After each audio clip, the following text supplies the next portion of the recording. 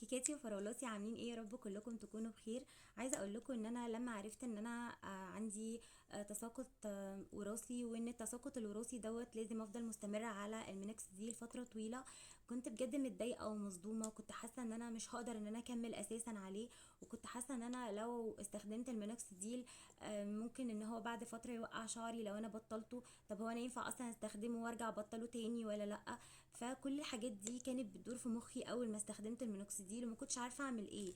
ما كنتش اصلا عايزه استخدمه، وقعدت اقول لا ممكن يبقى في بدايل تانية حلوه للمينوكسيديل، انا ممكن استخدمها سبريهات لتساقط الشعر، كل الكلام ده. فعايزه اقول لكم بقى ان انا لما جربت المينوكسيديل ابتديت بيه نوع اللي هو مشهور، اكتر حاجه مشهوره اللي هو الهير بلس دوت، اللي هو الهير باك بلس ده. اكيد كلكم عارفينه المنتج ده. كل الناس كانت بتشكر فيه، كل الناس كانت بتقول ان هو حلو، كل الناس كانت بتقول ان بيجيب نتيجة قوية وبسرعة. بس المنتج ده بقى مشكلته معايا كانت ايه؟ مش ان هو ما جابش نتيجة، انا مشكلته معايا انه خلى بشرة جدا وجفف شعري بشكل مش طبيعي. واصلا انا عارفه ان هو المفروض ان هو بيتحط على فروه الراس، انا معاك وكل حاجه، بس هو حتى خلى ملمس الجذور بتاعه الشعر نفسها مختلفه. يعني حسيت انها ناشفه، حسيت ان هي مش عارفه، حسيت ان ملمس الشعريه مختلف. مش عارفه انتوا يعني وصل لكم اللي انا عايزه اقوله ولا لا؟ بس هو اكيد الناس اللي جربته اكيد عارفه ان هو بيعمل ايه بجد في الشعر، بيخلي الشعر جاف قوي. فبعد ما خلص صراحه انا ما جربتوش تاني، وجبت نوع تاني، النوع دوت اللي هو اسمه اوكي، النوع ده اسمه مينكس لوك. النوع ده اللي هو الباكج بتاعته عامله كده اهي، مش عارفه شايفينها كده واضحه بالنسبه لكم ولا لا؟ دوت بقى عمل ايه؟ ده انا خدت منه النتيجه اللي كنت باخدها من الهير باك بلس دوت او الهير بلس باك ده، بس ده ما جففش شعري. يعني ده ما حسيتش منه ان هو بيجفف الشعر. هو كمان القوام بتاعه حتى هو ميه برضو، بس ميه مش بكحول، يعني ده ريحته كحول عاليه قوي.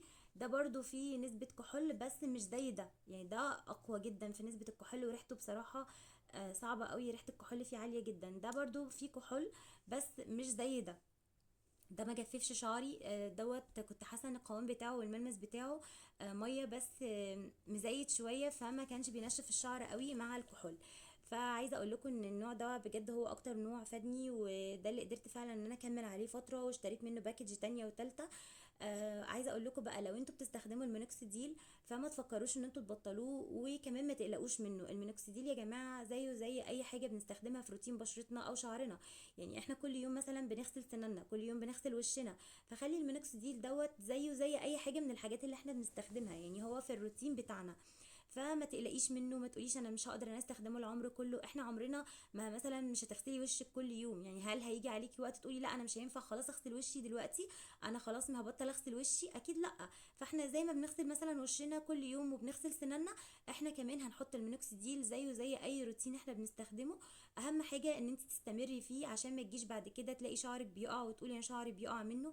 المينوكسيديل يا جماعه ما بيوقعش الشعر، اللي بيوقع الشعر هو الهرمون اصلا اللي هو موجود، ليه هرمون الصلع الوراثي اللي هو الدي اتش اي دوت، اللي هو هرمون الصلع ده موجود في جيناتك انت اصلا.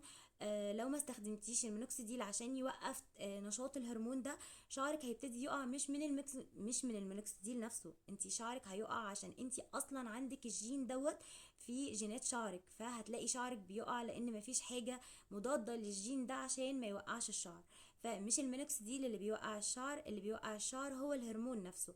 فعشان بس نبقى واضحين ان المينوكسيديل بريء من كل الاتهامات اللي الناس بتقولها عليه. المينوكسيديل يا جماعة هو البديل الوحيد لو عندك صلع وراثي او تساقط وراثي. صدقيني في الاخر هتلفي كل المنتجات وهترجعي له هو في الاخر. فاستخدميه قبل ما شعرك يقع بنسبة كبيرة وتبقى المشكلة عندك أكبر. فاحنا نلحق نفسنا عشان الوقاية خير من العلاج. فانتي لو ابتديتي تلاقي بوادر صلع وراثي، او انت عندك في عيلتك صلع وراثي، فابتدي استخدميه من بدري حتى لو شعرك ما وقعش بنسبة كبيرة، عشان شعرك ما يوصلش لمرحلة فراغات قوية ملهاش علاج. لو عجبكم الفيديو بقى ما تنسوش تعملوا لايك وفولو وشير، ويفعلوا زر الجرس عشان يوصلكم كل جديد بقدمه. باي باي.